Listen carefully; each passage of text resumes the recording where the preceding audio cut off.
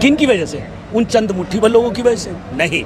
हमारे आपस में ही मजबूत नहीं है। जो सच बोलता है उसकी आवाज़ को दबा दिया जाता है। 70 साल के अंदर आपने कभी हिंदू को आज़ाद होते देखा है? कहाँ देखा है बताइए? कश्मीर से लेकर के कन्याकुमारी तक आ जाइए और यूपी से लेकर दिल्ली तक आ जाइए। इसलिए जब से एक सनातनी इस देश का प्रधानमंत्री बना, तब से उसने हिंदुता के लिए कुछ कार्य किया। आज हर हिंदू, मैं आपसे एक सवाल पूछता हूं, उसका आप जवाब दीजिए। 70 साल के अंदर कभी किसी ने ये अंगूठे बांध के लोग जाते थे? नहीं जाते थे। और जब से इस देश के अंदर हिंदुता का पैगाम दिया गया, तब से कोशिश यही होती है कि ये सभी लोग पहने, और आप देख रहे हैं। इसलिए, और बढ़ते अत्याचार, क्या कसूर था कन्हैया लाल का? क्या कसूर था उस व्यक्ति का जो एक अमरावती के अंदर निहत्थे को काट दिया गया? क्या कसूर था?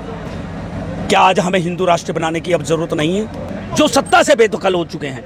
यूपी के अंदर क्या बोलता था, कांग्रेस क्या बोलती थी, सपा क्या बोलती थी, वही ये सब फैला रहे हैं, वही सब ये कुछ कर रहे हैं कि किसी भी तरीके से इनमें फूट डले और ये एक ना हो। मैं उनको एक ही मैसेज देना चाहता हूँ, वो हमारे भाई थे, और वो हमेशा हमारे भाई रहेंगे, अच्छी से रहे, और हम सब एक हैं। जय श्री राम, जय हिंद राष्ट्र।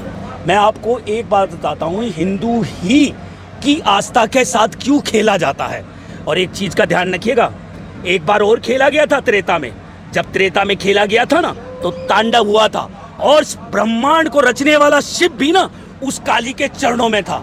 और कहीं ऐसा ना हो फिर से वो तांडव हो, इसलिए इन बेजबानों को मैं ये बता देता हूँ। और उनकी सभ्यता क्या है? क्या सभ्यता है उनकी? क्या करते हैं वो?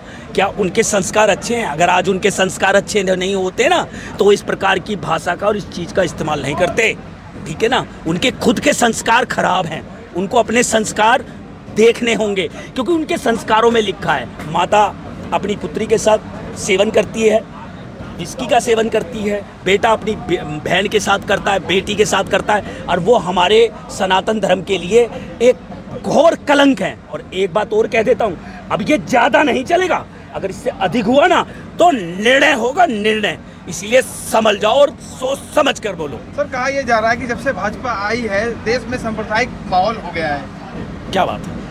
ये कहिए कि जब से भाजपा आई है तब से हिंदू जाग गया है, हिंदू को अपनी ताकत पता लग गई है कि मेरे अंदर कितनी ताकत है। उसको दबा के रखा जाता था। कश्मीर को ले लो, धारा 370 लगा के रखी थी, क्या हुआ?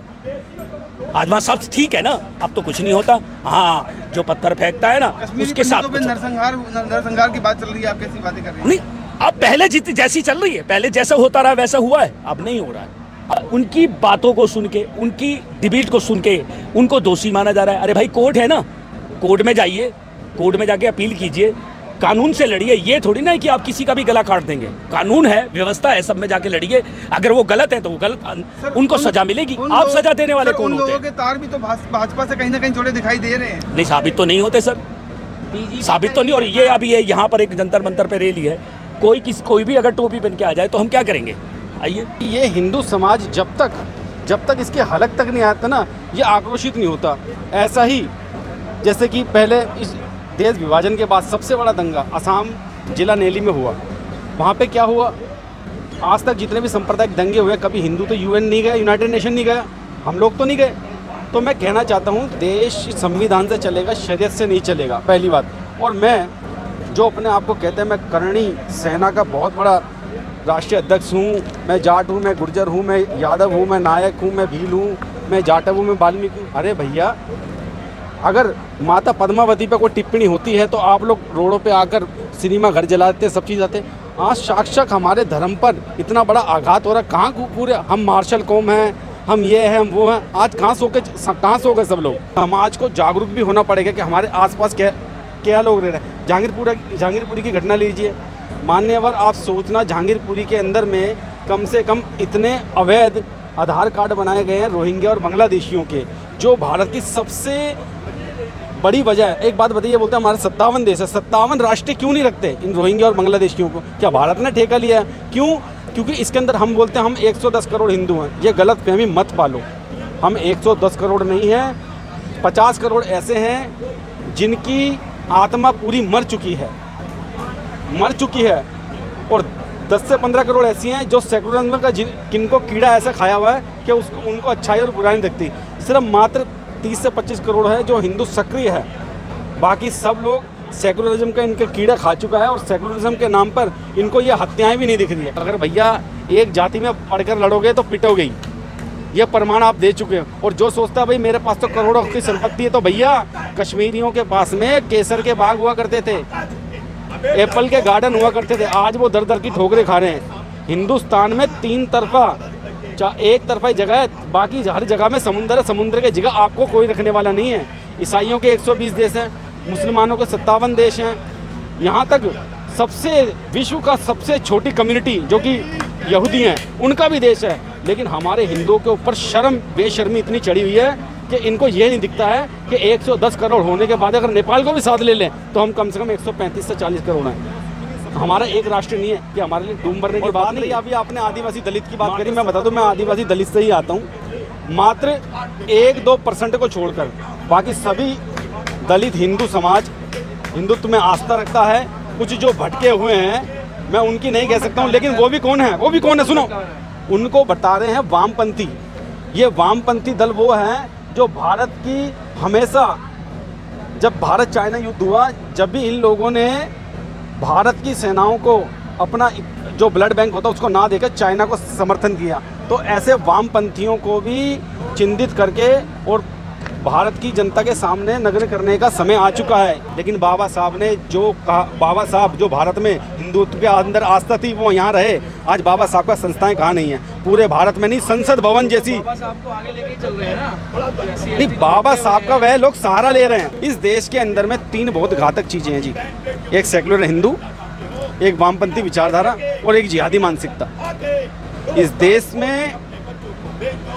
देश के अंदर में आप किसी भी संस्थाओं में जाइए, आज क्या हो रहा है, ये देश संविधान से चलेगा ना कि शरीयत से चलेगा। तो हनुमान चालीसा चलाने की बात की जा रही है। नहीं, हनुमान चालीसा तो कौन चाहिए, ये हमारा संवैधानिक हक है कि हम अपनी आस्था को, देखिए जी, हमने ये चालीसा का पाठ कब से, ये चालीसा के ऊपर जो विवाद हुआ कब से हुआ, आप देखिए। जब से मस्जिदों पर हनुमान चालीसा चलाई जाने की बात कही गई है या चलाई गई है, तब से ये आस्था की बात है। देखिए हनुमान चालीसा बोली जाती है। देखिए जी, मेरी बात सुनिए, हनुमान चालीसा हमेशा एक दायरे में रही है।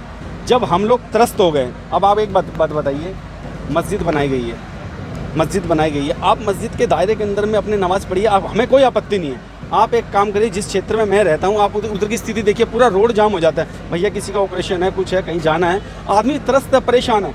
तो मेरा कहने का मतलब ये है कि संविधान के अनुसार चलिए। आप संविधान को अड़ाओगे बाबा साहब को, अरे बाबा साहब ने संविधान लिखा, उसको तो फॉलो करो पूरा।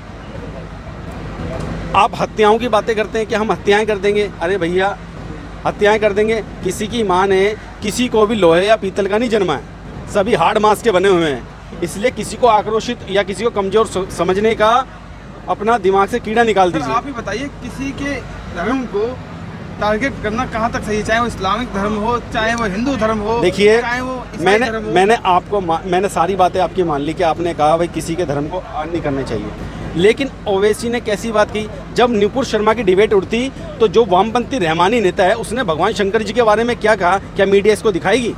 उसको भी गिरफ्तार करना चाहिए ना। उसने पहले शंकर भगवान के विषय में क्या कहा। आज पूरा बॉलीवुड भगवान, हमारे मन इतना हाथ होता है, कैसी कैसी हमारे देवी देवताओं के विषय में कैसी कैसी टिप्पणी की जाती हैं, क्योंकि हिंदू सहिष्णु है। क्या हम ऐसे ही अपने आप को रोकते रहेंगे? तो मेरा कहने का तात्पर्य ये है कि अब समय आ चुका है कि संविधान के दायरे में रहते हुए हम मंदिर से निकलते हैं। हम मंदिर से निकलने के बाद में हमें प्रसाद दिया जाता है, हमारे हाथ में तो पत्थर नहीं होते, हमारे हाथ में तो पत्थर नहीं, तो गुरुद्वारे में से हलवा मिलता है जी, पत्थर तो नहीं मिलते हैं।